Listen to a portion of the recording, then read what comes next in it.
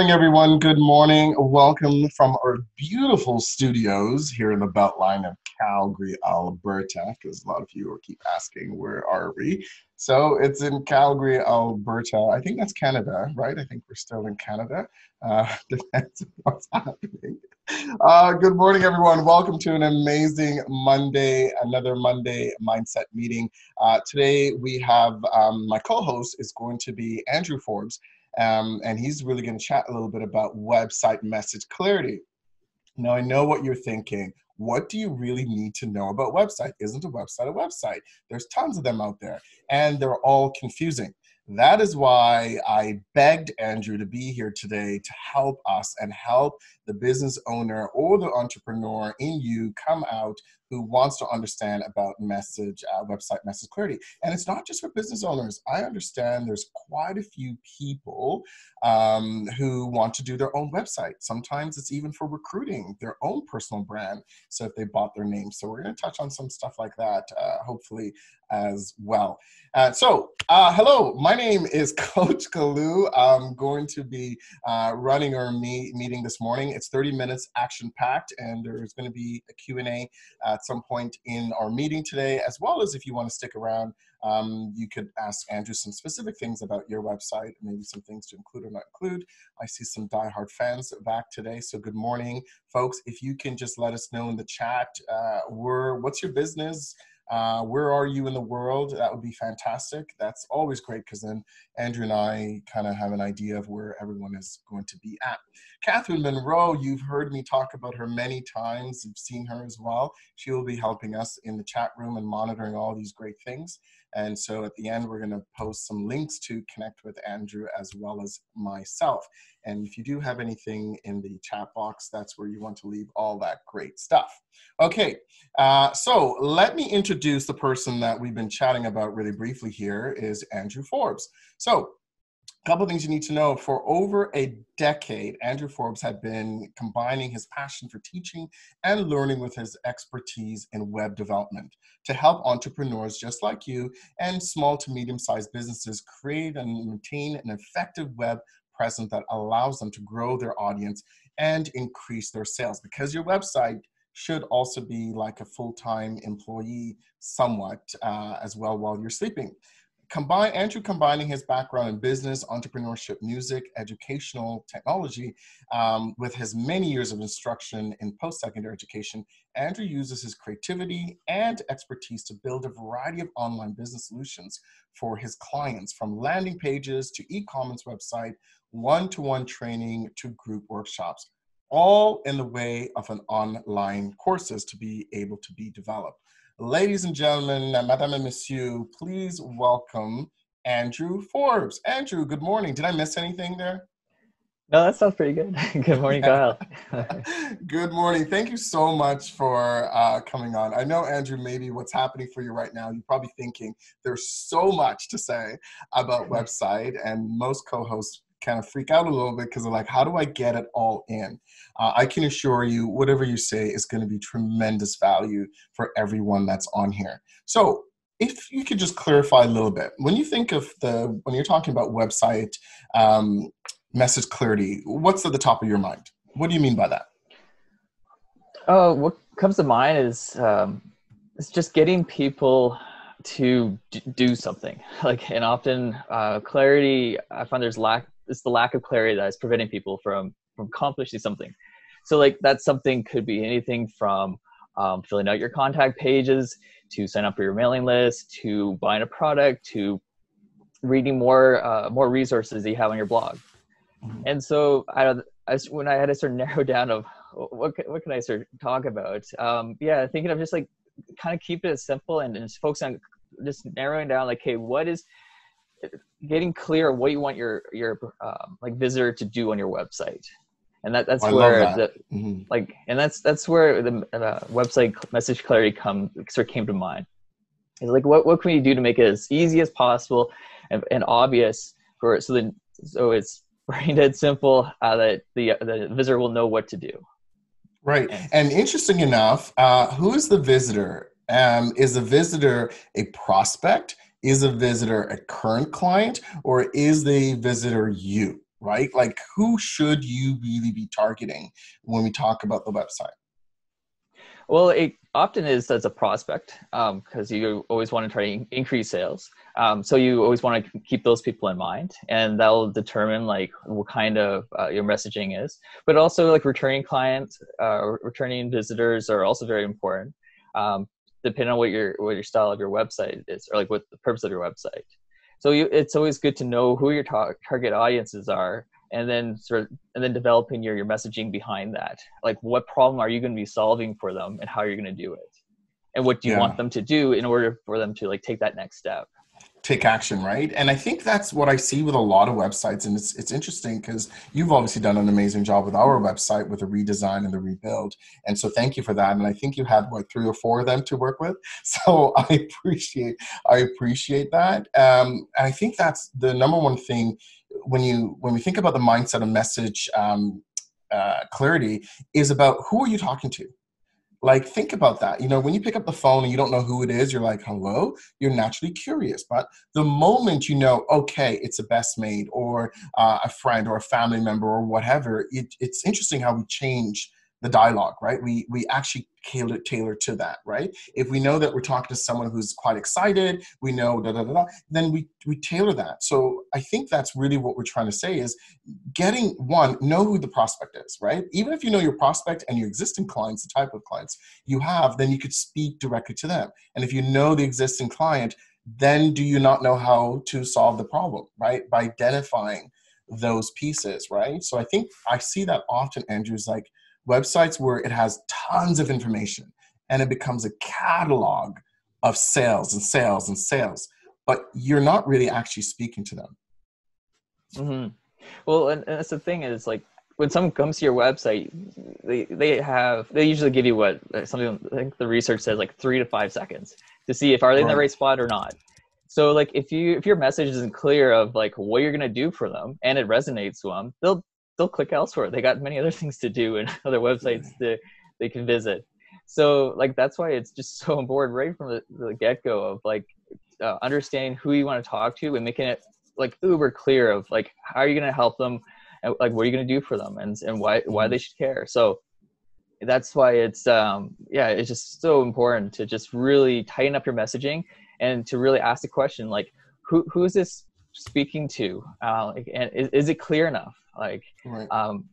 like and like if I was putting yourself in the other person's shoes and figure like, okay, if I was this type of persona or understanding like this type of client, am I solving the problem or should I just keep going? Like, so And that's and what do why, you mean? I like that. Sorry to interrupt you there, Andrew. I like that. What do you mean by solving the problem? Like, you mean are you reverse engineering that? Like, you know that you have the solution, but now you have to frame it into them to recognize that there's a problem here, or exactly. Yeah. Like you have your solutions, like your products, your services. You have your company. So you know what you're good at doing and how you can help people, but you have basically reverse that. Think of like the end in mind. Like, you know what you can do. Now we have to backtrack and figure out, okay, how are we going to get that person to recognize that? And like, so that's everything from like the sort of user experience of getting from point A to B, but then also right from the get-go of making clear of, hey, this is what we could do. This is what we're really good at. And this is how we can help you. So that they know like, oh, okay. So they're not just like clicking around and kind of wondering like, what are these guys about? Because most people won't give you the time of day to do that. Yeah, because I heard it is actually 5 to 6 seconds someone has on a website. Like, if you can't captivate me in that time, then I'm going to move on, right? So let's just talk about, because I think what goes well, at least in the feedback I've gotten, is when we can really kind of unpack this a little bit by using an example. So take someone who's in leisure travel, right? So they're going to be, they sell a lot of products for travel, but they don't own the product. They don't own the plane. They don't own the destination. They don't own any of those things, right? But how could they effectively have message clarity on their website, do you think, when you're thinking about solving the problem? So you said it's a leisure company, so it's leisure, travel agents, right? travel Travel agents. agency.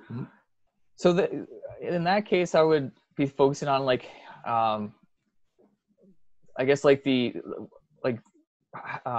simplifying the process of going on the trip of your life, Mm-hmm. or and showing it how easy it can be. Like just doing like step 1, 2, 3, you can go from Calgary to maybe not Palm Springs these days, but somewhere else safe and nice. But Yeah, okay, that might have been a tough example for you. yeah. Yeah, but I really like what you said, Andrew. It's just about simplifying, because sometimes people feel anxious about traveling, right? And they don't know. And if your travel business is a little bit more complicated, then you may have to just simplify, and maybe you have to speak to the safety right now about it, right? Like, here's what we know about these destinations. Here's what we know that's still open, right? Because something like that, I think, would make sense. Because I think I often hear people wonder, where can you fly? Like, I was in Toronto and people are like, oh, you can fly to Toronto now? Right? And I was like, yeah, you can't within Canada for sure, but there's other places that you could still fly to, right? And people may not know that. Exactly. It's keeping people informed, but keeping that message very clear so that you're not watching yourself when it comes to like using industry lingo. But also can it Mm-hmm. sometimes depend on who you're targeting to. Like if you're targeting to like people who have like it all comes down to, I guess, figuring out who you're targeting to. So like if Right. you're targeting to people who are very industry veterans, then yeah, you can speak their language, and then you build that trust really, because they know your technical know-how, your competency. But if you're trying to speak to someone who is just brand new to the service or industry, then yeah, you really want to keep it simple, really make that language obvious of and Yeah. just clear of this is how I'm going to help you, and this is the benefits you're going to get from working with me. I love that. I love what you said. Make it obvious. Folks, I'm going to put some of you on the spot. So really think about your own business. And again, you have an expert. And like Andrew, I mean, I'm not so bad myself, but you have an expert like Andrew here. So ask some questions and maybe we could really help you get really fine tuned on your message. Even though you may say, well, my product or my service is so complex. I mean, I hear that too. And within like 2-3 minutes, we're like, is this what you're saying? And they're like, yeah, right. So let's get really clear. And what's great is we're outside the box, right, Andrew? So we could actually have that conversation. So yeah, definitely think about 1 or 2 questions that you have. There's a couple more things I wanted to say to Andrew here, but I'm going to come back to you guys to ask you a little bit about how are you using your website. Now, Andrew, I've heard this before, and I've said this to many, many, many of my clients. The website's like, we call it the hygiene factor, right? People notice when you don't have it. Do you know what I mean? And so when you have it, it's like you check off the list, right? But no one knows I'm wearing deodorant until I don't. Do you know what I mean? They're like, ooh, right? So it's one of those things. That's why we say it's the hygiene factor. It's like you need the next evolution of that is the website, but it has to be really clear and you have to be able to connect the problem. Someone who doesn't have a headache is not looking for Tylenol. So until they have the headache, they want to see someone saying, oh my God, I have Tylenol over here. That's going to resonate. So all your services, all these products that you have, unless you're speaking by saying, hey, do you have something for pain relief when you have a headache? Hey, do you want to de-stress or do you want to get away in a simple process? Is there, this destination is ideal for relaxation, only for those who want to relax, or this destination is great for adventure, oh, for those who want, right? People who don't even fit that is going to find a way to fit. They're like, what? Relaxation? I don't know what that is. Let me get into it. Right? I mean, I've been telling that to Catherine all the time, like, relax already. You know what I mean? Like, go somewhere, right? But again, it's one of those things, right? Does that make sense, Andrew? Yeah, exactly. Yeah, no, you really want to yeah, well, yeah, just identify like who you yeah the benefits that you provide to them, so that Mm-hmm. like if you need to relax, like here's a solution that will create these benefits from like working with me.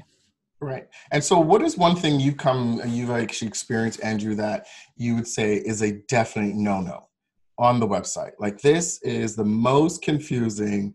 Don't even do it. Burn your website right now if this is there. What would that be? I'm curious, um, actually. well, I find it's the biggest notice that I see or a frustrating point is it just comes back to like the lack of clarity, that there's too many options, that there's like there might be like 5 buttons next to each other, all kind of craving your attention, and you don't know what to do first. And so it's kind of like analysis paralysis. So like you don't, it's not clear. And like, there's lots of different like techniques you can do to overcome that. So like, yeah, simple is better. People like sometimes over design. Like they have all these, or they'll have these amazing like animations that are look really cool, but they distract you from what you want the user or visitor to actually do. So and like, yeah, so you just have to really be clear and keep asking the question, like, is the visitor going to do what I want them to do? Yeah. Like, am I solving the problem? Have I identified the problem? Right, is really what it is. Christopher talks about the Denny's menu when we talk about choices and options. We all feel like we want choices and options, but in reality, we don't. Right? We really kind of want it really simple, A or B, right? The moment you get A, B, C, D, then it gets really complicated. And those who've gone to Denny's, I mean, I don't have, obviously, I mean, look at this body, it's like a temple, right? So I don't do those things anymore. But back in the day, I think, they have all these options. But what do people do when they have so many options? They go back to what they know. They still order the same thing they know. And in this case, from a website perspective, that could be someone else's website. Right? If you have all these multiple options, you may force someone to go back to someone else's website that is simple. Yeah, well, because time is money at times. And if you are just getting confused and frustrated because you don't know what to do on someone's website, you're like, let's go back to what I know what to do. And I know where to click to find the information I need. Like that's why people, well, no, I won't go into that. But yeah, it's like simple is sometimes better than like complex designs. Like you want to make it engaging. I don't want to discredit that. There's lots of things you can do to make your website engaging, but ultimately you just still have to keep asking the question, like, hey, is it obvious? What is the client or this visitor going to do next? Like if I've got their attention, they're scrolling down my page, start asking them questions. Like if you do have a lot of products, I think like using the approach of kind of asking questions like, hey, are these the symptoms you may be feeling? Well, here's some solutions for that. Right. Or if that's not, then like try to sort of filter down. Like if you do have a lot of options, then just try to find ways to sort of filter down your message, so that is you're not like you're making it easy for someone to kind of like find the solution or the best fit for one of your solutions. Right. I mean, and so with that said, if someone has multiple stuff, would it make sense to feature certain things on the main page? Is that what you're kind of saying? Would that be helpful if every week or month or whatever, they just kind of keep it fresh by scrolling through those maybe main problem areas that they have solutions for?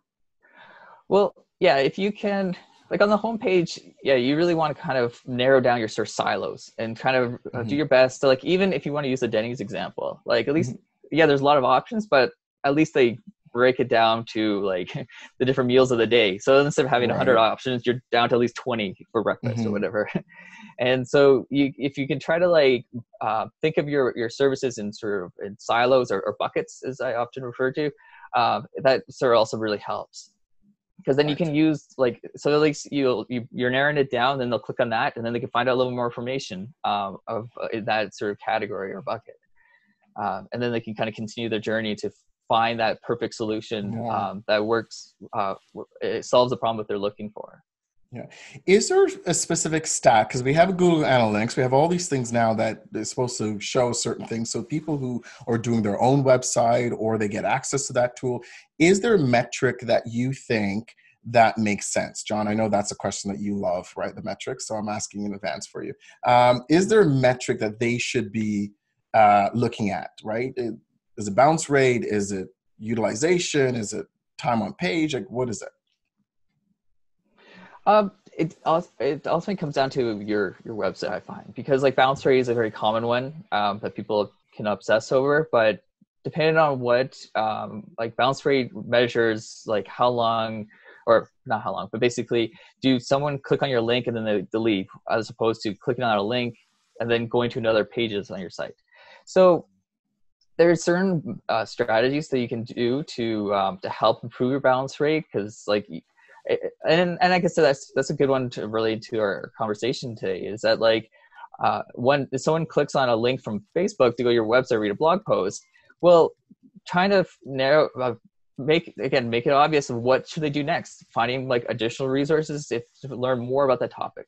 So like that's like one sort of strategy if you want to look at bounce rate. So that is a common metric to look at, because the lower the number, the is often a good measurement, because it shows that people are not just looking at one page and leaving. They're want to learn more about your website.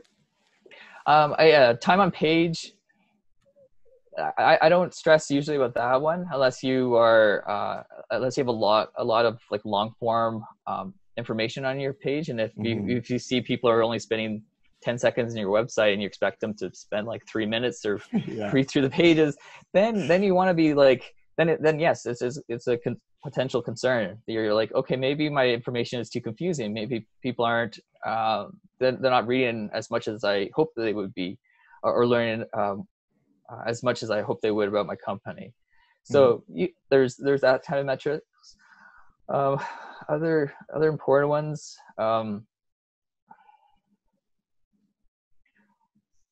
I'm sure because there's so many. This is the issue, is that there's so many stats. And I think, what I'm hearing with that as well, Andrew, is put it in perspective. And I think if people are confused, then reaching out to someone like you would be helpful, right? Just to understand what they're seeing, because there's so much information already out there. And so is there any pointers that you have for folks this week? What can they do this week that's going to help them shift the mindset or be on that right track around taking imperfect inspired action? Is there one or two things that you would suggest for them to do that's going to get them closer to that message clarity? I think it's evaluate your website and figure out what's the point of it.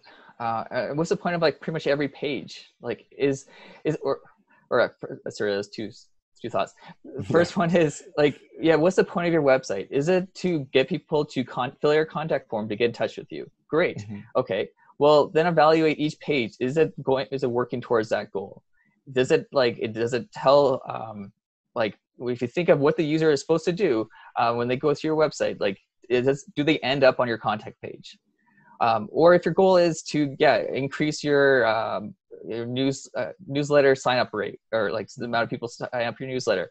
Well, okay, how are you accomplishing that? And really sort of look like, hey, is the visitor going to do that? Like if they go to your blog post, and then like is it obvious for them and easy for them to be able to sign up for your newsletter? So like my biggest thing is just kind of take a look at put yourselves in the visitor's perspective. Like, hey, if the goal is this, is it obvious that they're going to do that? Right. And kind of go page, or try to go at least your main pages and figure like, how are they going to do it? Is it easy enough? Like, is it obvious enough? Right. I like that. If I could put that in another way for folks as well is, I used to always use the example, all roads leads to Rome. However, with COVID, I haven't really been mentioning that a lot lately. So it's like, does all roads leads back to your core purpose, right? And so what you're saying is, ask yourself the question about your website. What is its purpose? If it's to drive traffic to a call to action, if it's just to give information, if it's to stay top of mind, if it's to showcase certain things, just whatever that purpose is, let's just be clear with what that is really what you're trying to say. And then the second part is, does every sub page, additional page, comes back to that purpose? Does it some way contribute to that purpose? That's what you're saying. Yeah, exactly. And an important thing you said is call to actions. Is that, like, to me, every page needs a call to action. Doesn't matter like what it is. Because if you have a call to action, you're basically telling the visitor what to do next. And so use that and make sure that should be a checkbox on every page. It's like, because it sort of forces you to think of like, oh, I just wrote a blog post, I'm done. Well, no, you're not quite done. You got to like tell them what to do next. Even a blog post, doesn't matter if it's home pages and service pages. Yeah, most people are very good at like adding call to actions and like buttons to direct the visitor to do what to do next. But like, my opinion, pretty much like every page needs some sort of call to action, because it's just a way to, it's a checkbox to think of like what to do next for that user. Yeah, I like that. So John, you have about a minute or so to answer John's question. No pressure, Andrew. But, you know, John asked the question around how do you modify the website experience when you're targeting a wide scope of prospects like baby boomers versus millennials, right? And I think this helps some people too who are in that service sector that can help. Quite a few. I know Daryl and Pauline and, you know, these guys, like they have multiple products, or they're the middleman sometimes. And so how do they really get specific? How would you answer that? That's a good question. There's different strategies.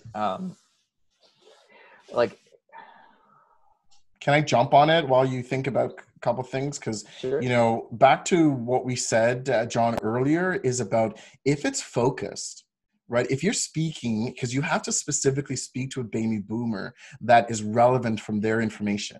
So if you target a problem for them, and that could be on one page or part of the page, then they will resonate for them. And those who are going to read further or maybe come back next week, they also see what's relevant, right? Do you want to get away? Are you feeling restless, right? Or do you want to get back to your routine? Whatever that case may be. You know, I take someone like, you know, Daryl's business as well, right? Where he can do different things for people, you know, in the financial world at a certain age group. A 25-year-old is not thinking about retirement. They should, but they're not thinking about retirement. So what is going to be more appealing to that 25-year-old, right? It comes back to, hey, do you want to start building for your next home? Are you going to be planning on getting married? Here are some things that you need to know and start thinking about financially, right? And Pauline, same thing, right? From her business in the telecom world, it's really about, you know, I know Pauline does really great work with the group in health and wellness, right? You know, because dentists or doctors or people in that sector, they're going to want certain things for their office. So she needs to speak specifically to that instead of saying, well, I help everybody with telecom, right? Because that's not specific enough. And I don't know what you need me to do with that information.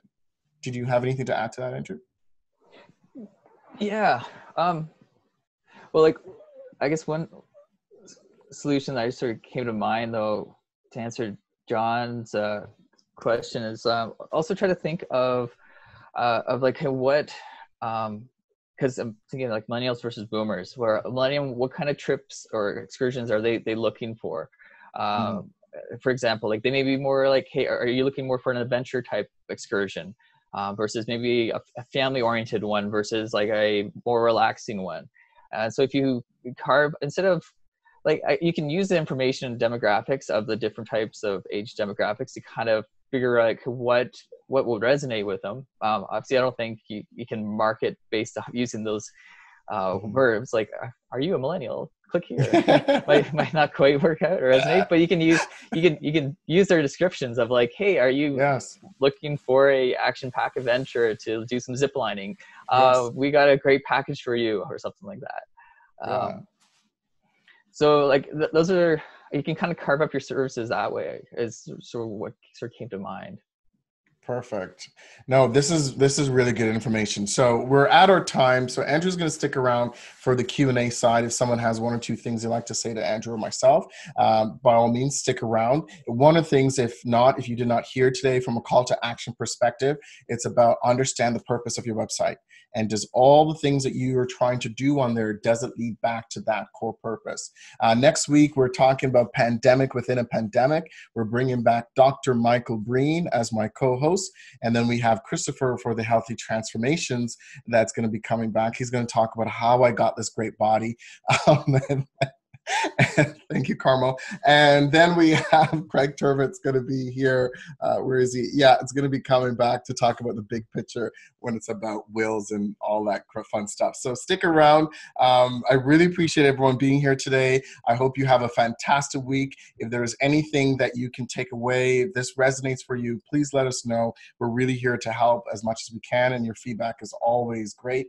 And please invite those folks that you know that could benefit from a action-packed 30 minutes, so then that way they can get their week started right. We're going to do a quick outro, then we're going to come back and continue the conversation with Andrew Forbes.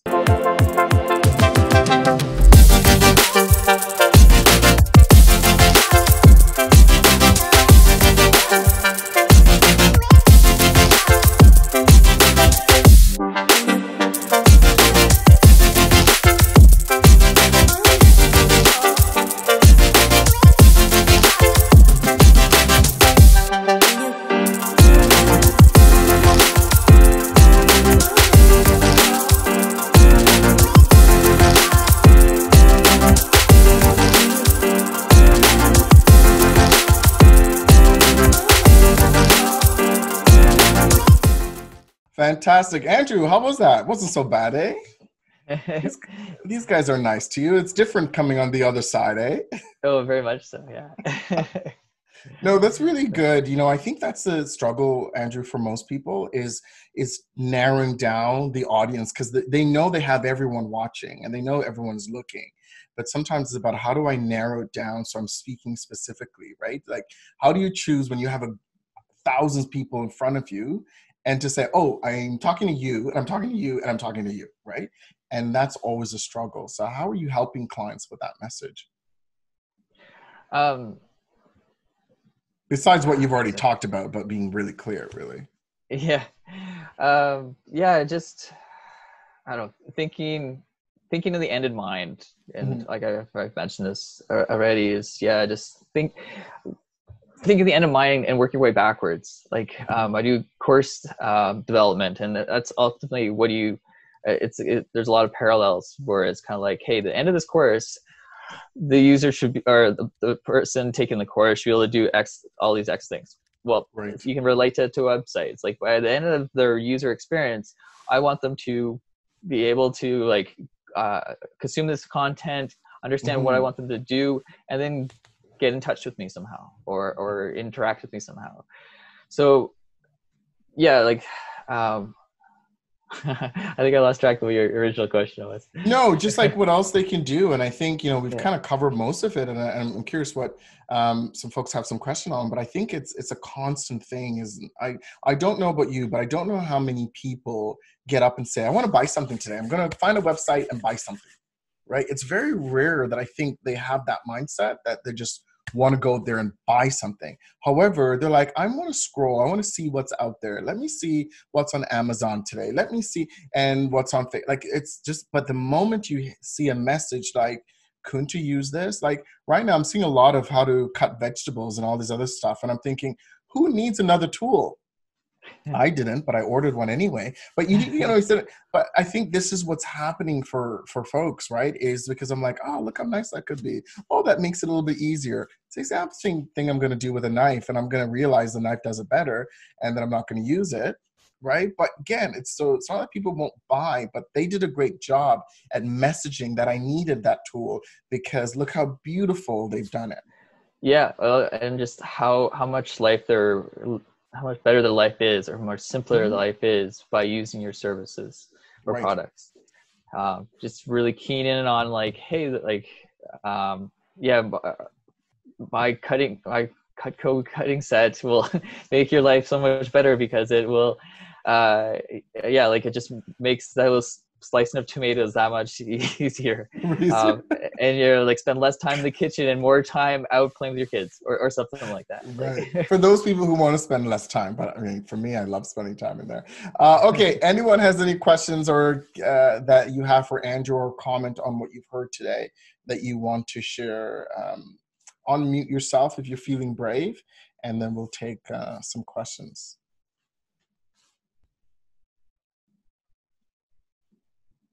And this is the awkward silence part. I'll unmute myself, Kyle. I will too. Okay. Okay, we'll go with John, and then we'll come back to Daryl. Good morning, Andrew. That was great. Really appreciate all of what you said so far. And although I'm in the travel industry, I really don't understand why Kyle said, like, all roads lead to Rome. He's not using that one right now. I haven't quite figured that out. So I'm going to have to talk to Kyle after this about that. Yeah, good point.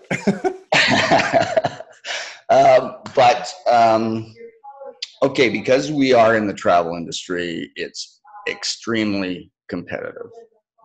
And we know that, conservatively speaking, 60% of our clients have already researched through the internet before they even start talking to us. Mm-hmm. So my question to you is, when I'm dealing in a world of ultimate competitivism, and I'm not even going to worry about COVID right now because that's a whole different problem, but how do I make my messaging unique? How do I differentiate myself from everybody else? And I mean, I've taken a look at the CMLC site. It's fantastic. You did a great job there. And it is unique, but maybe you could apply it a little bit to the travel industry for me. Great question, Sure. John. Well, I guess the first question is like, what makes you unique? What makes you different from all your competitors? Like that'd be my first question to you, is because like you want to like obviously, whether it's you're just super efficient, or you have great service, or you you want to compete on price, so forget that one really. But yeah, like really narrowing in on what's your unique selling proposition and sort of highlighting that, it would be sort of one suggestion to look at. Because yeah, like why, really thinking deep down, like why should someone care about you? Like not I don't know you personally, so but like your business, like why should people care about your business? And sort of find how can we highlight that, pull that out, and display that on your website. Mm-hmm. Mm-hmm. So, like in our business, just to give you a little further context of that, yeah, we are in travel, but actually what we do is we're in sales and marketing. Mm-hmm. We're consultants, we're experts. That's what I think our value proposition is. And that's the type of messaging that we need to get out to people, because they don't necessarily think of us as knowledge experts. They mm-hmm. think of us, oh, you're a provider to get me to some place that doesn't have COVID right now, right? Mm-hmm. John, sorry, Andrew, can I jump in? Go ahead. Because I am itching. John, you just said something that unique selling proposition is one thing, and that's fine if you have something that's unique. For those people who don't have anything unique, is about how do you solve that problem even better? And how do you identify the problem? Because people are going to go to you if they know you've identified the problem. That's one way. The other way is we have to re-educate them.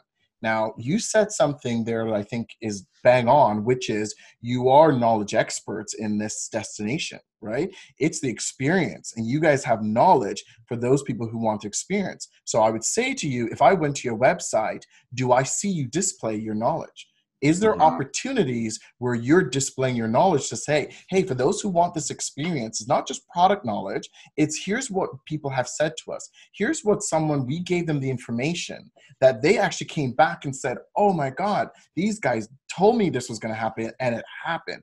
I was able to have the best experience because these guys said I need to do the following things. Does your Google review actually say that as well, right? Mm-hmm. Because they're going to write about that. They're not going to, I've never seen a Google review that says, oh my God, I called John McIntyre. They have 17 different product line, and I was able to go through the 17 different product line. And well, just so you know, they've also spent all this money on their training and development, which I think is great. Like, they've never said that, right? What they're talking about is, oh my God, I called the person, they made it so seamless, it was flawless, they knew exactly what I wanted, and I had the trip of my lifetime.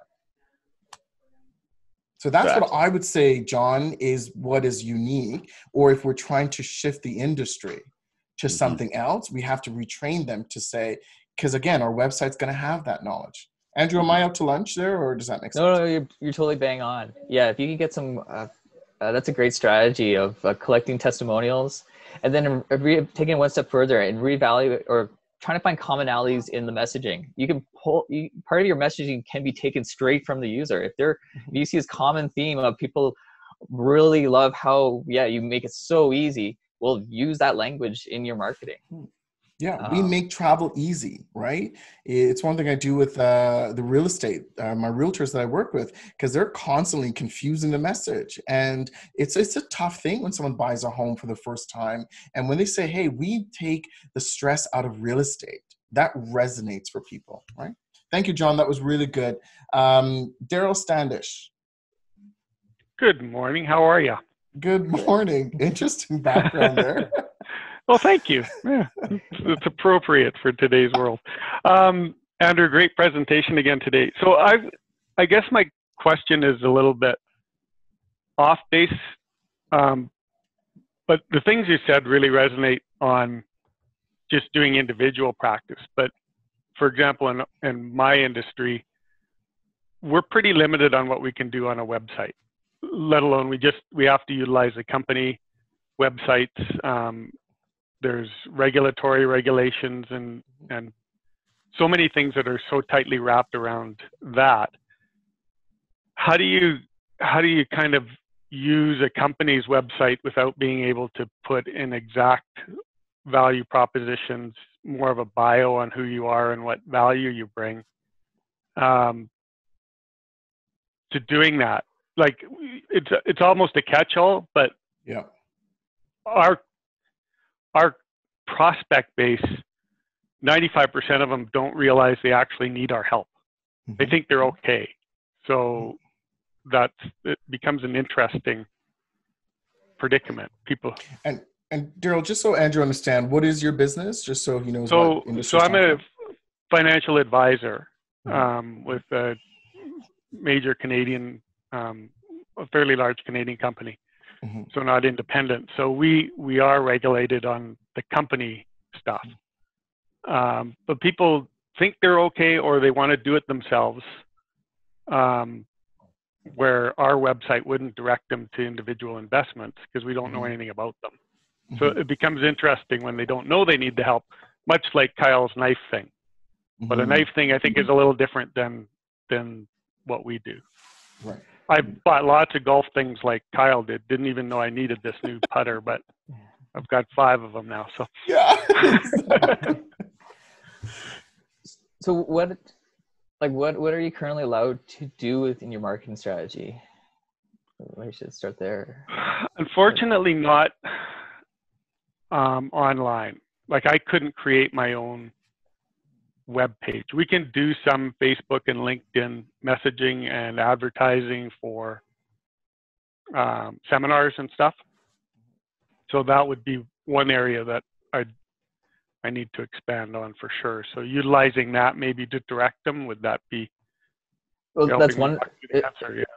If that's an avenue you're allowed to do, yes, definitely. I always start with a website, but if that's sort of off the table, then yeah, using Google Ads, Facebook Ads, especially where you can sort of narrow down the focus on where the ads are going to reach. That would be a great avenue to at least try to sell that, not just the service, but like the lifestyle or what those benefits that you provide for people. Because you can tell stories, of when you're advertising to explain like what, like how you're changing lives or making them think of things. Like you say, people, 95% of them don't know that they need your help. Well, okay, if you can sort of narrow down and think of 2 or 3 of those scenarios, or and start telling, like, storytelling basically to people, so that it helps them like resonate. You can do that in a form of an ad, like that's tough. You don't have a website. Yeah, it is. So opposed to the website focus, concentrate more on individual short advertising kind of clips. Yeah, you can do advertising. Like, I'm trying to think of what's available to you, because you can always now there's like Google, the Google My Business like posts. You can do short posts or LinkedIn posts, but it's hard to. There's lots of different options out there, but I'm not. It's hard to give clear advice. But no, it makes sense. Yeah, Daryl, with you and other folks that are in the regulatory body, here's where I would say your website is that information-only info, right? So one, you have to now make sure your website actually, from the company standpoint, has the relevant information. And one of the strategies I would suggest to you is using it piece by piece by piece. Meaning when you do post in social networks or when you go speak about something, you can redirect them for additional information. Because there's times there's a certain group of people who want more information. So this is where you can make a statement. This is where you can tell one of those stories around how you've helped someone or a particular person who has a certain problem, or you can speak from an avatar perspective in other areas, either Google ad, Facebook ads, or your regular LinkedIn post, or when you comment on someone else's stuff. And then I would redirect them to, if you want more information on this, you have 2 things. Give me a call, so a clear call to action, as well as our website has that information, right? So those who want that credibility checked off their list is able to redirect on that. Because there's a few of you that are in that space where it's not decided by you, someone else needs to, but it does have great content. I think in something like that, you could just redirect someone specifically. And that's when I would post the specific page of where I want them to go. And then also remind them, this is also how they can get a hold of me, because I know with these websites, they're not clear to click here for Daryl, right? It's a whole body of thing, and it gets rerouted by. So reroute it. Yeah. Reroute it is that right helpful? to my page. Yeah. Right. So I think that makes sense. Andrew, what do you think about that? Because in that way, they're still utilizing the website that has tons of information, but he's able to get quite specific. Yeah, definitely. Like, use what you have available. The more specific, the better, because then people, you've already kind of funneled them down to a certain point. If they're going, like, the more specific you can get it. So if you can, that makes a lot of sense to me. Yeah. Daryl, just even leveraging it, because if you go on your website, and that's probably the question you could ask yourself as you go through the pages, like Andrew was saying, of what is its purpose and does it lead back to it? But if you go onto a certain website and they're speaking about a specific product, then your post should be about how does that product solve these following problems? Right. And then that way it becomes relevant. Because if it's just information, I think that's the misconception, that we feel people get the information and they know exactly what to do. Right, Andrew? They don't. Like, we have to tell them, this is what you do with this information. Because you and I know a lot of information, but we don't do anything about it. You know what I mean? It's just about, when people read this, this is what, and I think if you could become that expert, Daryl, in that area by breaking that down and educating them how to read it, but then now that they've read it, this is what you need to do. I believe that would be helpful. Andrew, any last words? Thank you so much for that, Daryl. I appreciate it. Final words. Don't assume your visitor will know what to do. So make it obvious, and to help them really lead. It's like the analogy, lead that horse to water. Like you, just make it simple. Perfect. Make it clear, Keep it simple. I think that's KISS, right? Keep it simple. Stupid, or keep it simple, whatever, another word for that. But keep it simple. I think that's all we're saying. Thank you, everyone. Have a fantastic week. We'll see you next week with Dr. Michael Breen, where we're talking about a pandemic within a pandemic. Have a great week, everyone. Thank you so much again, Andrew. I'll talk to you soon. Thanks, Kyle.